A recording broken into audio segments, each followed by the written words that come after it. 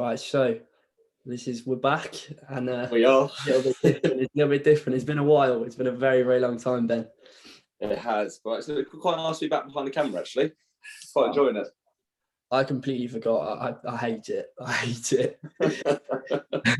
So this time we're back in a little bit of a different capacity with our roles within Movember.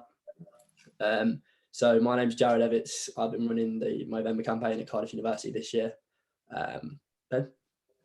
I'm Ben Marrett, and to be honest with you, I'm just helping Jared with Movember this year by sort of helping out the sports side of it. But it is Jared who's leading the way. Definitely, I'm just here for the merch.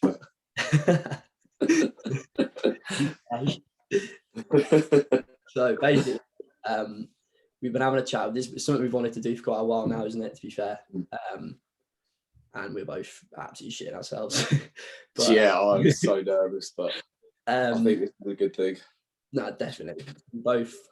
We've been telling boys all over constantly for the last month, 2 months, saying, "Oh, you need to talk to each other. You need to talk to each other." We've been mates for a very long time, and both have been through quite a bit, and have never turned around and said anything in terms of those regards. So we thought, why not do it over Zoom, eh? And then try and encourage. You're right.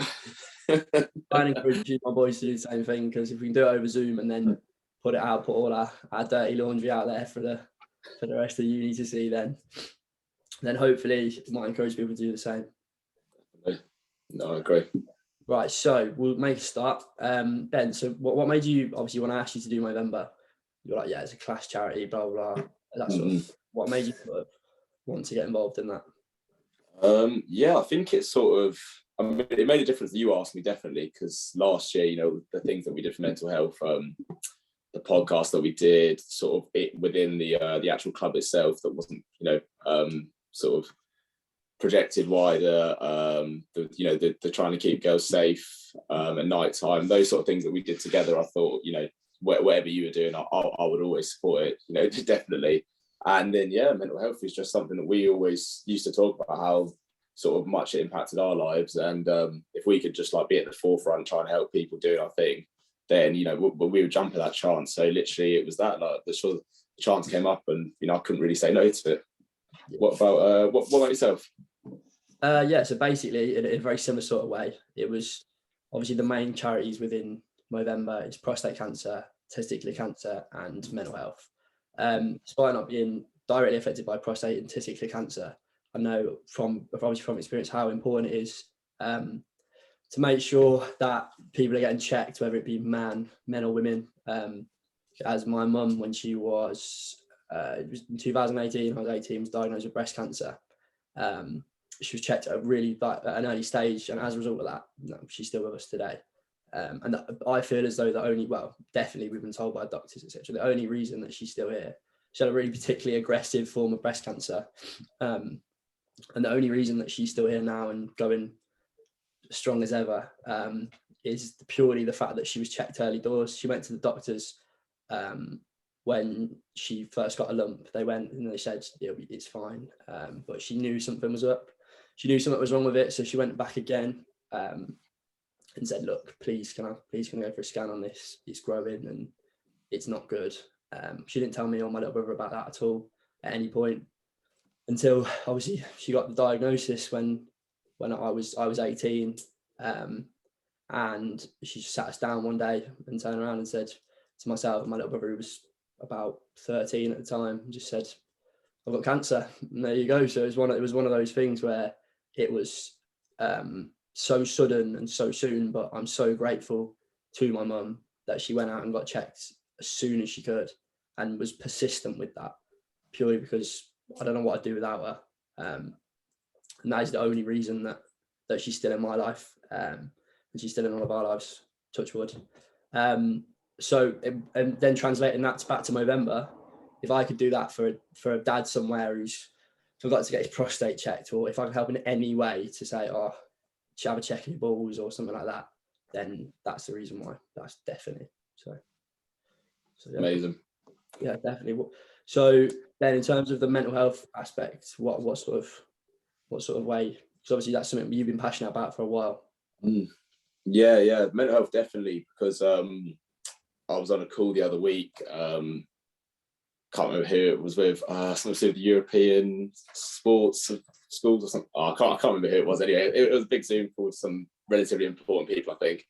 And we were talking about that, and they were just saying, like, how could they make mental health, better for university students and for school students? And I just sort of raised the point that just saying, before I went to university, I didn't even know it was a thing.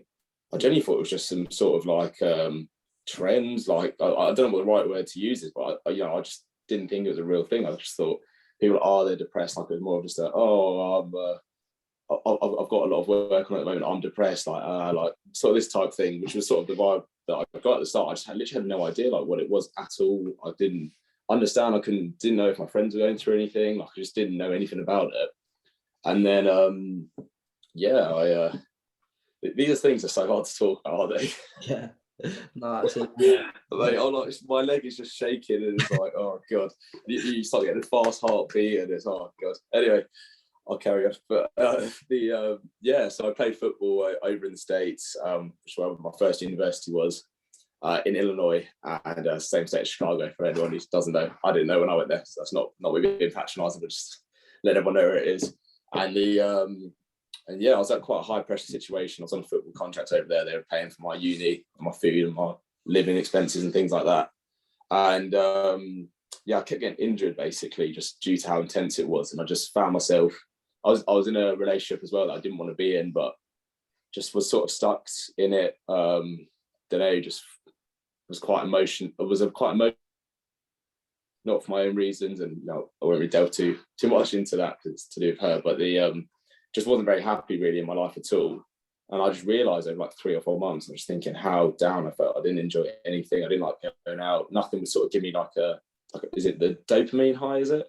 Yeah. Is that what it is? Like your dopamine, something like serotonin? Not sure about all the technical terms, but something like that. I wasn't getting any sort of natural highs of anything. Nothing was making me happy. And I just sat down with my mate. I still didn't know what depression was then. But I sat down to him right at the end of my second year there and was like, mate, I don't know if I'm going to come back next year. And he just couldn't believe it, because it was literally like me and him. We just used to do everything together. We had each other's back all the time. And I was like, mate, I actually think I might be depressed. And he just in very American terms, he's like, damn. And we just sat in silence. And it was like, that was the first, I didn't even know what it was then, but I just knew that I wasn't right. There's something wasn't right.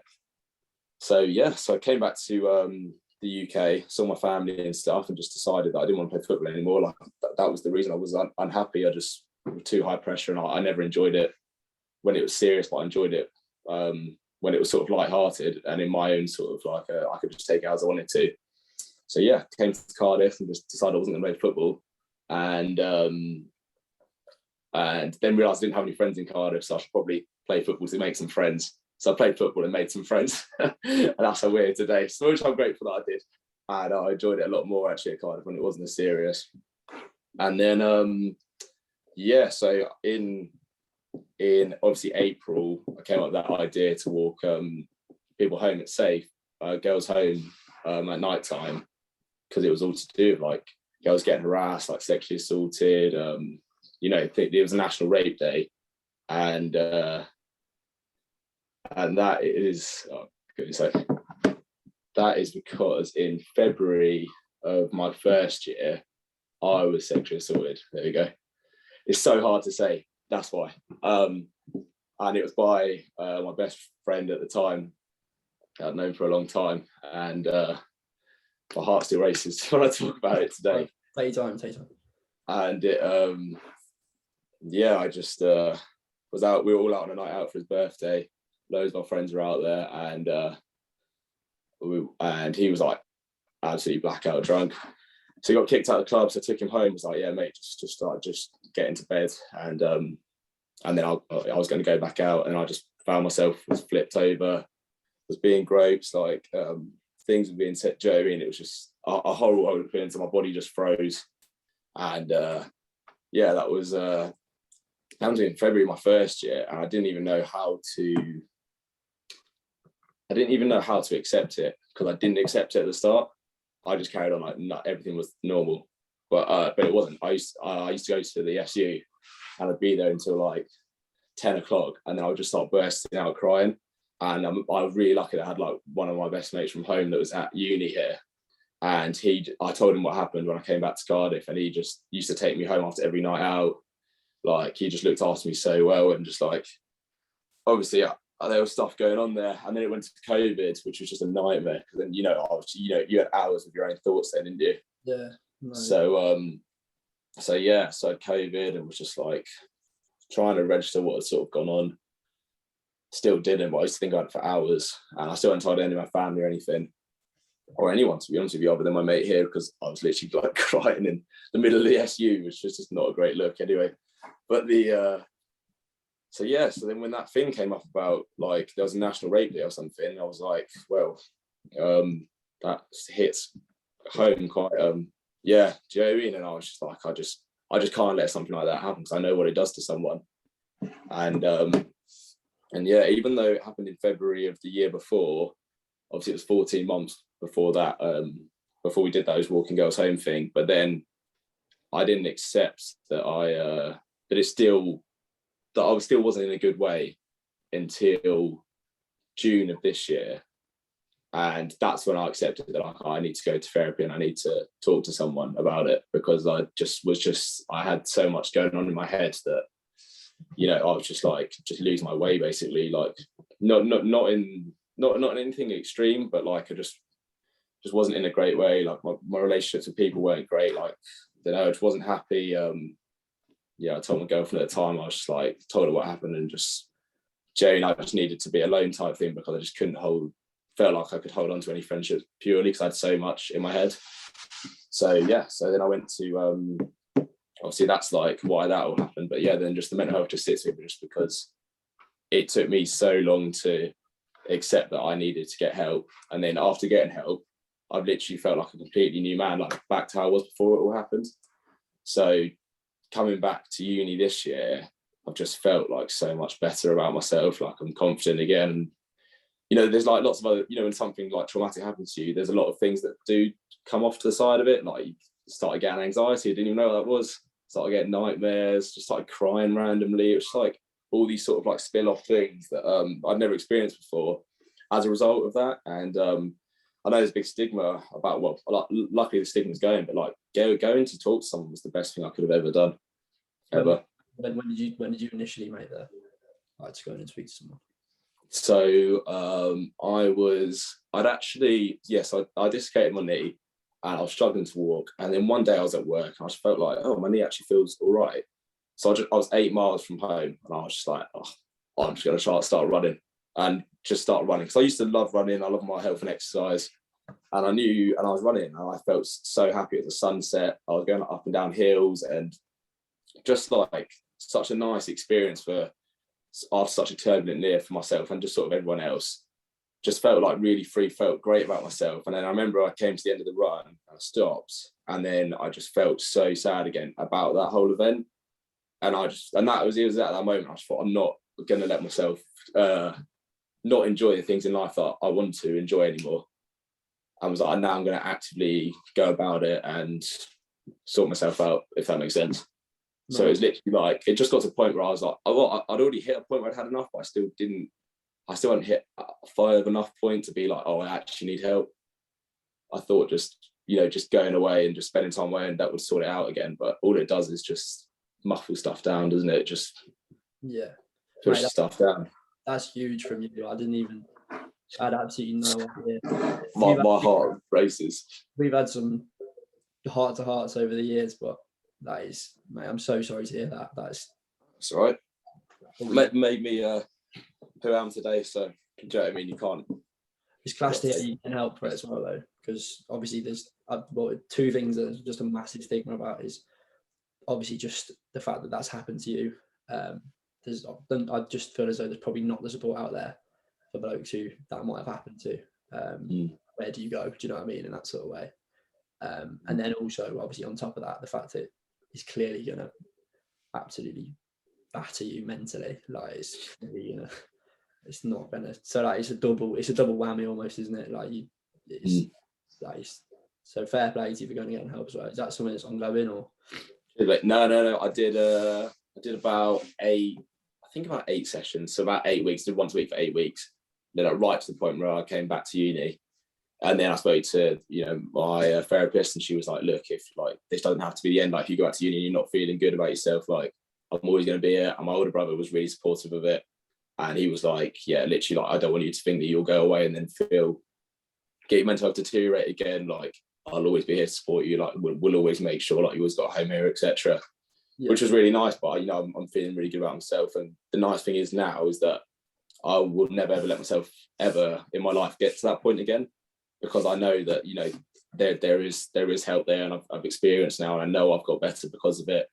And do you know what I mean? So like now I've had that experience now at 22. I don't know what's going to happen in my life. I might be 35 going through my second divorce, do you know what I mean? And feeling rubbish. And then I know the steps to take now to get better. It's the triggers as well, isn't it? It really, like, it's, in yourself what you expect to happen, as in what you expect like day to days. And if these sort of things aren't happening, if you're not doing your routines, like as you were saying, you were doing exercise which you really enjoy, you got to the end of that exercise and then you're like, oh, I feel terrible again. Do you know what I mean? Like it's at that sort of point where you go, actually, this is not right.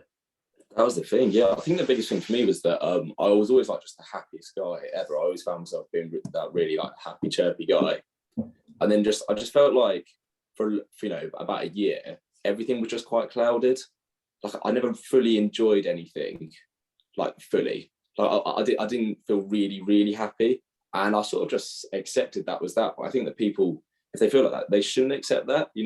Everyone deserves to be happy. Everyone deserves to be fulfilled and things like that. And, you shouldn't really, stop yourself from feeling those things. So that was just sort of it. Just so, yeah, sort of, I don't know if I'm sort of saying that. Hopefully it's sort of people don't, so the stereotype isn't there anymore. Like, no.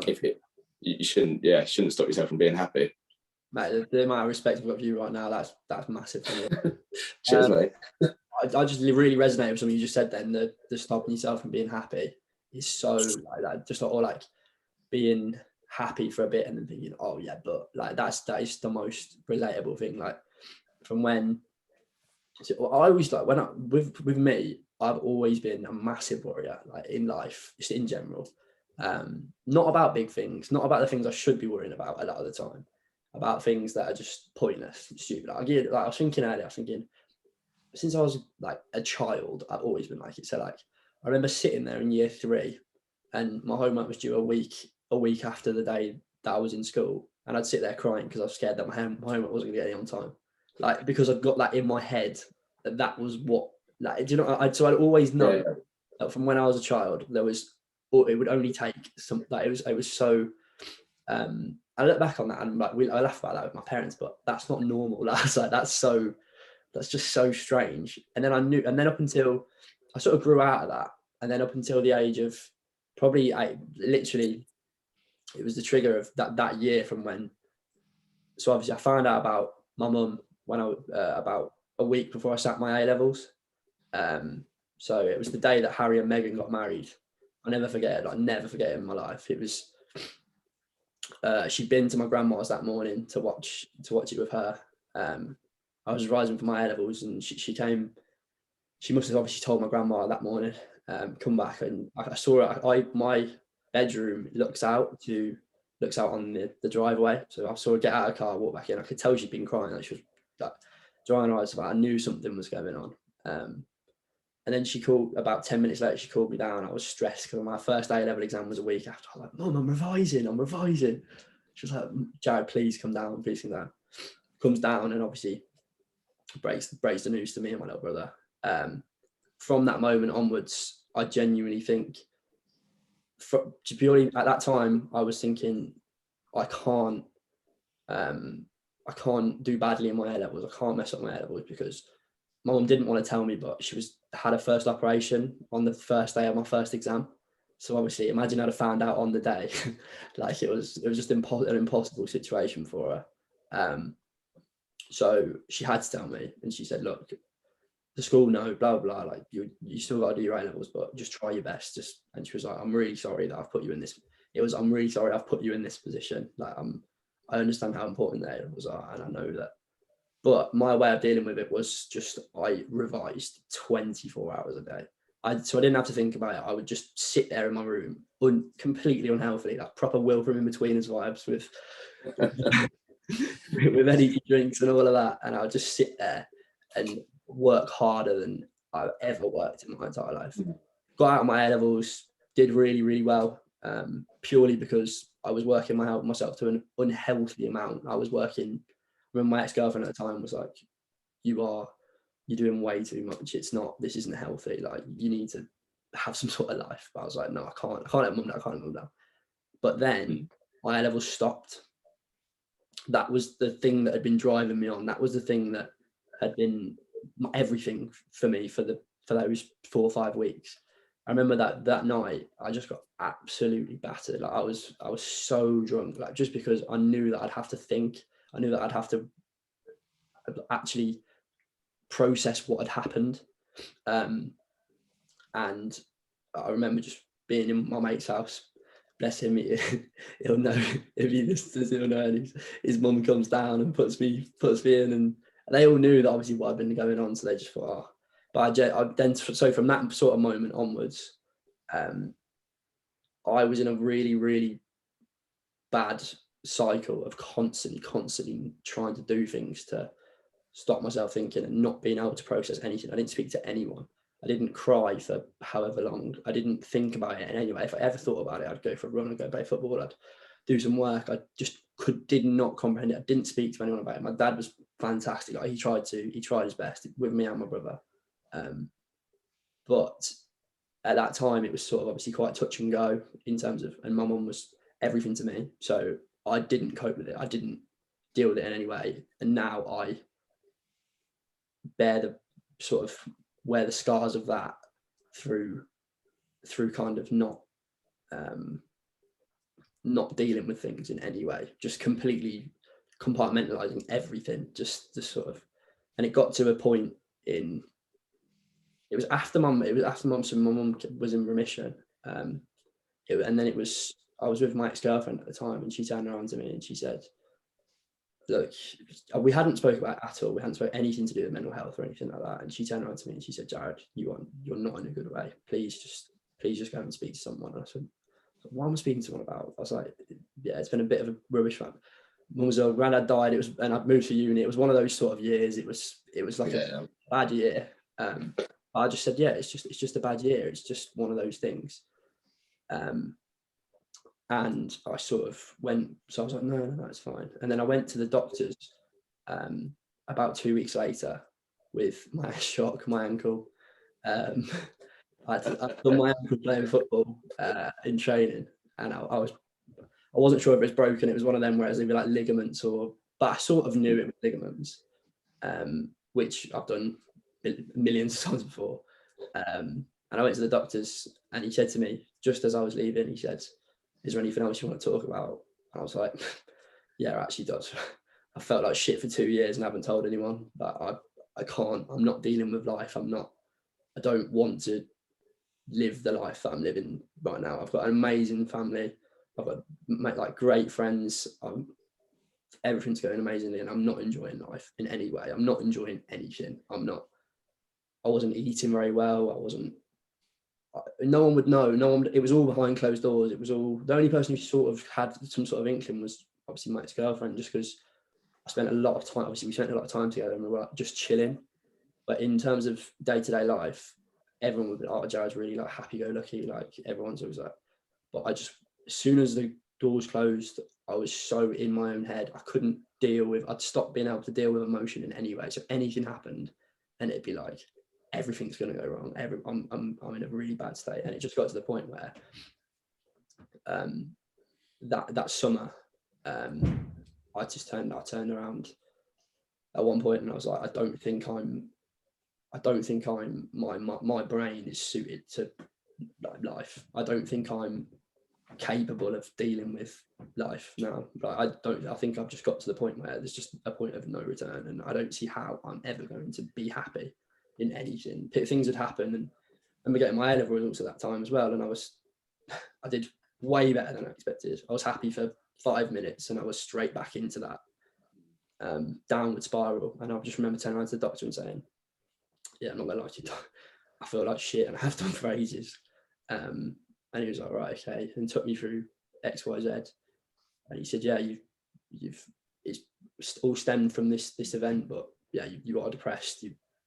This is not like, this isn't normal. It's been way too long, etc. Those like weeks and weeks of that sort of thing. But my main problem was, I told my ex-girlfriend, I didn't tell my mum, didn't tell my dad, didn't tell mum and dad that I was going to the doctors in any way. Told them that I was going because of my ankle and I was getting physio on it. I'd go to the doctors and either go to get my prescription for antidepressants or go to get my prescription for, or go and have counselling or something like that. I didn't tell my mum and dad in any way what was going on about anything, just purely because even though they are the most lovely people you'll ever meet, it's the stigma. I couldn't bring myself to turn around and go, I'm actually depressed and I'm really struggling, because I'm so lucky in so many ways, but I couldn't cope. I just wasn't coping with life, and I felt so guilty that I'd have to turn around to my mum and dad who've provided everything for me, all the way, everything, and been like, look, mum, like, even to my mum, like, everything she's been through, but I'm the one who just turn around to her and say, look, mum, this is how I feel. Do you know what I mean? I know exactly what you mean, mate. Oh, thank you for sharing that, mate. God, get a story, gave me goosebumps. Oh, mate, I do know relatively what you mean though. I used to really weird things. I've never really said this out loud other than also to my ex-girlfriend, but I was yeah, that's sort of over summer when I used to go to work and I used to just get on the train, and I used to hate going I love my job, but I used to hate going to work every single day. And I used to stand on the train platform and I used to just think, oh, like, what, 3 steps? Yeah. Do you know what I mean? It's like those just not that I ever would have done anything like that, but I used to just stand there and think that and just think, this is just not right. Like, these things are not normal. Like, you shouldn't be thinking like that. I remember literally in exactly the same sort of way, thinking, oh, what would be I'm not saying what I would, but I remember just thinking in my head, like, what would be the easiest way? Like, if I was to do something, what would involve the least pain, or what would involve? And I remember thinking, like, stopping myself, thinking, why on earth would you think about that? That's when I knew that I was like, what is that about? Like, why would you possibly think about things like that? But have you ever spoke to your parents about anything to do with anything like that, or not at all? Not really, to be honest with you. Like, there's sort of a lot going on. So like, I don't know, like, I've always felt like I've been sort of the rock in my family, which I thoroughly enjoy. I thoroughly enjoy feeling very valued and things like that. I love going home and stuff like that. But no, I don't know. I feel like they've all got their own problems, which is really not a very good mindset to have, to be honest with you. Is you know what I mean? I'm really not practicing what I preach, but no, I didn't really. I sort of, to a similar extent to what you were saying, is that I don't know, like, my problem's sort of not their problem. And then I don't know, if I said something like that, which I just said to you, to my mum and my dad, do you know what I mean? I feel like they would feel so guilty in themselves that I feel like that, but it's not their fault at all. No, like, it wasn't at all. But I didn't want to put that on them, basically, which is really not very good, because I'm sure my mum is so loving, so is my dad. Like, I know they would want me to tell them, just as I want my brothers to tell them. But I just felt like, yeah, I don't know. I think because I tackled the first problem, which was the main problem, and then that cleared up the second problem, which was just sort of like a overhanging sort of feeling, which was just thoughts and things like that, which, you know, I never ever would have done anything like that. But yeah, I don't know. I just thought, oh, I'll sort out the first problem, and then I know I know that's the main cause, and that's why all these other thoughts and things like that and actions are happening. Yeah. So by solving that problem, I was hoping the others would go away, and they did, which was lovely, and I'm very grateful for. But yeah, I think that's probably not the best route to take, to be honest with you. What about yourself? When you were like going to counselling and things like that, did you tell any of your boys then or anything like that, or was it just no? No, I told my mate Will here at uni. He's just been the best. He's just always been by my side. Like, anything I need to talk to him about, he'll be there in a second. Do you know what I mean? And I just told him that I just started going because I just remember last year in my house, actually, I just like broke down one day, just completely broke down, just cried and cried, just let it all out and let it all out. And he just said like, oh, like, dude, you've been crying a lot. And I was like, actually, it's been like every single morning for like the last however many months. I just wake up, have a quick cry, and then just get in the shower. And then that was just like normal. And he just, Jerry, his like, I just remember his face, like he couldn't believe it, because he was like, oh, I saw he's like such a happy guy and things like that. And just, but telling him that, then he like started checking up on me. Like we lived on the second floor and I was on the top floor. One morning, I remember I just woke up and had a little cry again after the shower this time. I was like sitting on my bed and he just had a knock on my door and I was like, oh no, I was like, oh God, like what am I going to do? Like my eyes are all puffy and red and like, it's not what I want someone to see me like. And he just said, he was like, oh, Mara, it's me.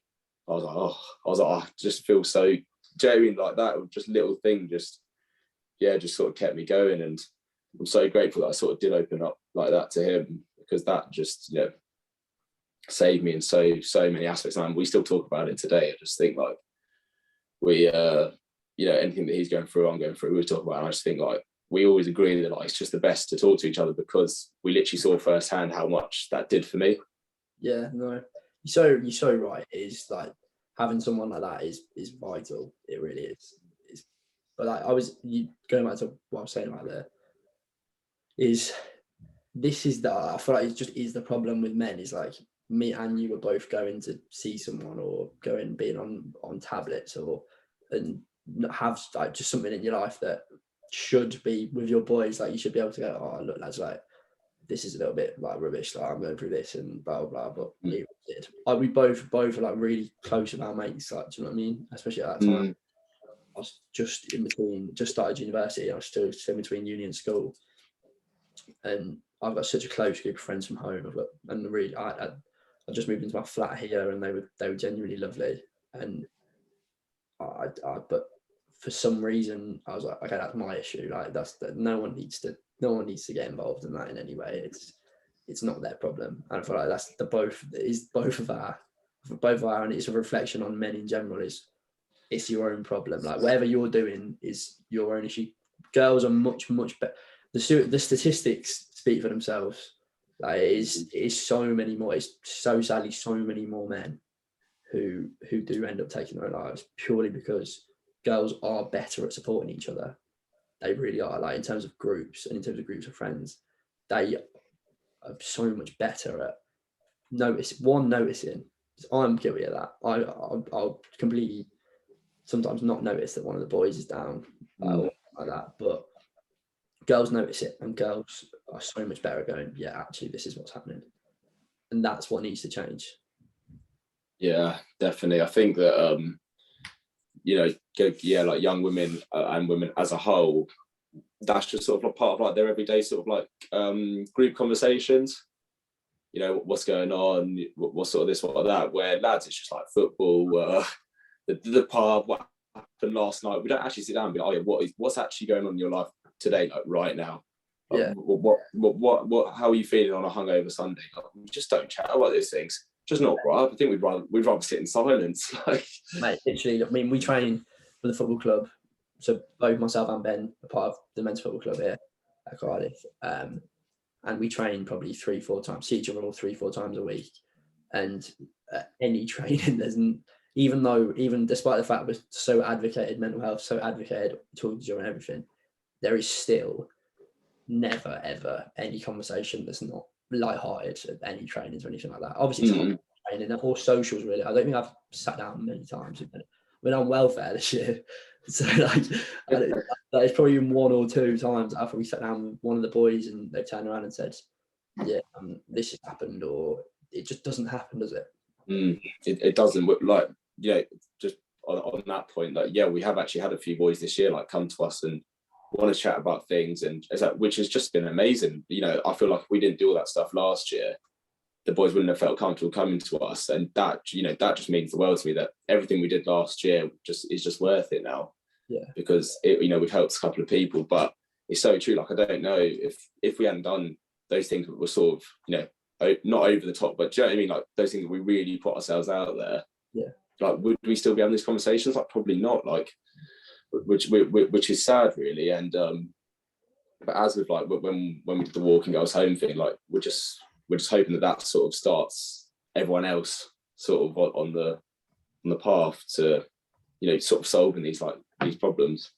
Yeah, absolutely. And that's the thing. Going back to the conversation about football training, football and things like that, is it's so easy for us to say, oh, dude, like, make sure we're talking about this, make sure we're talking about this. It is the actual doing the talking that is the hard part. It's someone turning around to you and saying, look, I don't know you. Like, we all know each other really well, but like, you're not one of my close friends. But like, I'm actually really, really struggling with something, and the fact that has happened a couple of times is testament to what has been going on. But also the fact that we're like, wow, this has happened a couple of times, shows the general problem in terms of men, because the fact that it's happened is like, wow, like a bloke has gone to another bloke about how they're feeling and has said, yeah, I'm not feeling great, and it's like wow, that's amazing. Like, it shouldn't even be it's not a sign of weakness to turn around and say, I'm struggling at the moment. It just isn't. Like, we're going to broadcast it to however many people that we have had and probably still will go through really, really tough times. And both have been through, a lot of the time I've been through things that have happened and things that have occurred in our lives. But even if you're someone who's right now isn't anything going on in your life and you're just not enjoying things, go and talk to someone about it.